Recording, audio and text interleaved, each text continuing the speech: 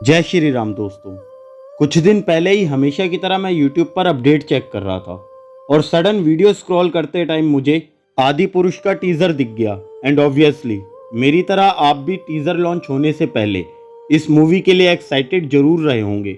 और जब मैंने ये टीजर देखा तो समझ में नहीं आ रहा था कि क्या इस मूवी का बजट 500 करोड़ ही है और जो कैरेक्टर्स दिखाए गए हैं ये बिल्कुल भी रियलिस्टिक तो नहीं लग रहे। और ऐसा क्यों लग रहा है, सरासर ये मूवी हिंदू धर्म का मजाक बनाने के लिए बनाई गई है। और इस मूवी के डायरेक्टर ओम राव जी कम से कम अपने नाम और हमारी पुरानी रामायण के पात्र श्री राम, लक्ष्मण, हनुमान और रावण की बनी हुई छवि की तो इज्जत रख लेते कि कैसे सन 1987 में आई इस रामायण ने लोगों के दिलों में अभी तक अपनी जगह और एक छवि बना रखी है। आज हम आदि पुरुष और दूरदर्शन चैनल पर आने वाली हमारी रामायण के बारे में कंपैरिजन करेंगे आपके फेवरेट यूट्यूब चैनल मिस्टीरियस दुनिया 2.0 में। और वीडियो पसंद आए तो इस वीडियो को भी हमेशा की तरह लाइक एंड चैनल को सब्सक्राइब करना मत भूलना। शुरुआत करते हैं भगवान शिव के 11वें रुद्र अवतार महाबली बजरंगबली, जिनके कई नाम हैं। पवन पुत्र हनुमान, अंजनी पुत्र रामेष्ट। बात करें इनके बल और पराक्रम की तो वाल्मीकि जी की रामायण उत्तरकांड में स्वयं प्रभु श्री राम ने अगस्त्य मुनि से कहा था कि हनुमान जी के बल, बुद्धि और पराक्रम से ही वह महाबली रावण पर विजय प्राप्त कर पाए। और स्वयं रावण, जिनको सिर्फ 8 निधियों का ज्ञान था, और वहीं हमारे प्रिय बजरंगबली, इन्हें 9 निधियां प्राप्त थी। तभी तो कहा जाता है अष्ट सिद्धि नवनिधि के दाता। यहाँ तक कि रावण भी बहुत बड़ा शिव भक्त था, जिसने अपनी दोनों भुजाओं से स्वयं कैलाश पर्वत उठा लिया था। वह भी बजरंगबली के आगे झुक गया था। और देखो, ये है 2022 में आई आदि पुरुष के हनुमान। अब क्या ही कहूँ आप लोगों से, आप खुद ही समझदार हो किस एंगल से लग रहा है कि ऑडियंस इस कैरेक्टर को बिना मूंछों और बिना कवच कुंडल के एक्सेप्ट करेगी, जो पूरे का पूरा एनिमेटेड है। हमारे समय की या हम में से कुछ लोग तो पैदा भी नहीं हुए होंगे जब ये मास्टरपीस रामायण पहली बार सन 1987 में 25 जनवरी को दूरदर्शन पर प्रसारित की गई थी, जिस रामायण में हनुमान जी के पात्र में हमारे आइकन दारा सिंह जी थे, जिन्होंने अपने कैरेक्टर को बखूबी निभाया। और वहीं रामानंद सागर द्वारा रचित रामायण टीवी सीरीज के दूसरे पात्र लक्ष्मण, जिनके बिना तो रामायण अधूरी सी लगती है। लक्ष्मण जी स्वयं भगवान आदिशेष के अवतार और विष्णु के अंश थे। और श्री राम जी के साथ मिलकर इन्होंने भी कई युद्ध जीते। और विश्वामित्र से शिक्षा प्राप्त करने के बाद इन्हें कई अस्त्रों का भी ज्ञान प्राप्त हुआ। और शेषनाग के अवतार होने के कारण इन्हें क्रोध भी जल्दी आ जाता था। और इनके बल और क्रोध का पराक्रम तो आप भी भली भांति जानते हो, चाहे उनका विश्वामित्र जी के सिद्धाश्रम को राक्षसों से बचाना, या अंत में लोग जिन्हें इंद्रजीत के नाम से बुलाते हैं उनको युद्ध में पराजित करके अपनी वीरता का प्रमाण देना। और अब देखते हैं आदि पुरुष के कैरेक्टर लक्ष्मण को। फिलहाल पूरी तरह से तो इनका लुक रिवील नहीं हो पाया है, लेकिन इन किरदारों को देखने के बाद क्या लग रहा है दोस्तों, इनका लुक डिसेंट होगा या इस कैरेक्टर को भी पूरा एनिमेटेड किया गया होगा? कमेंट में जरूर बताना। अब बात करते हैं दशानन लंकेश रावण, जिनके बिना रामायण का अंत ही असंभव है।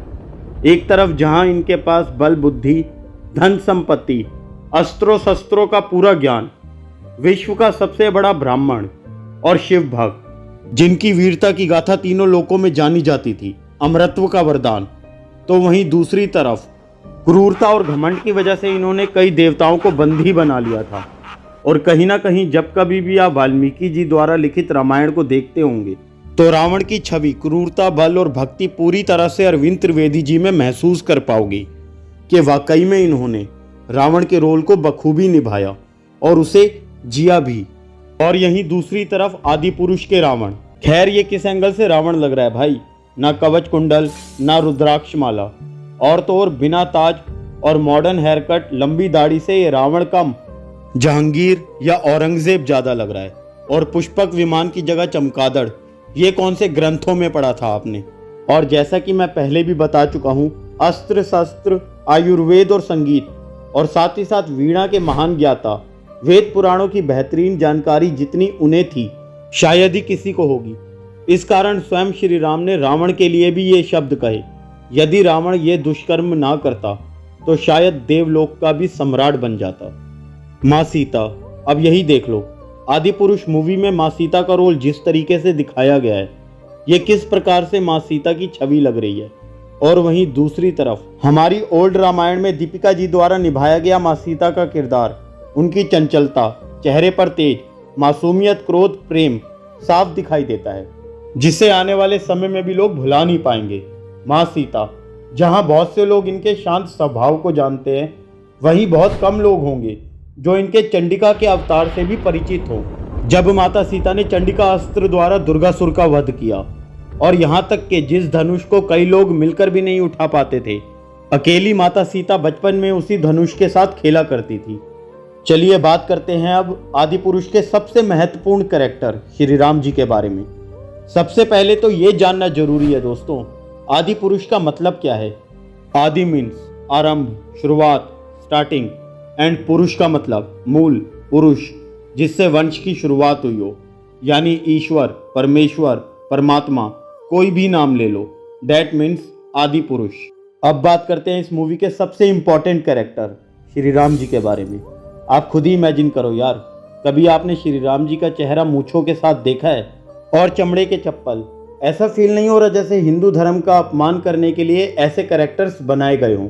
वहीं दूसरी तरफ अरुण गोविल जी द्वारा निभाया गया प्रभु श्री राम जी का जीवन, भाई टू बी वेरी ऑनेस्ट, इसे कहा जाता है किसी भी कैरेक्टर को अपनी जिंदगी में निभाना और लोगों के दिलों में अपनी जगह बनाना।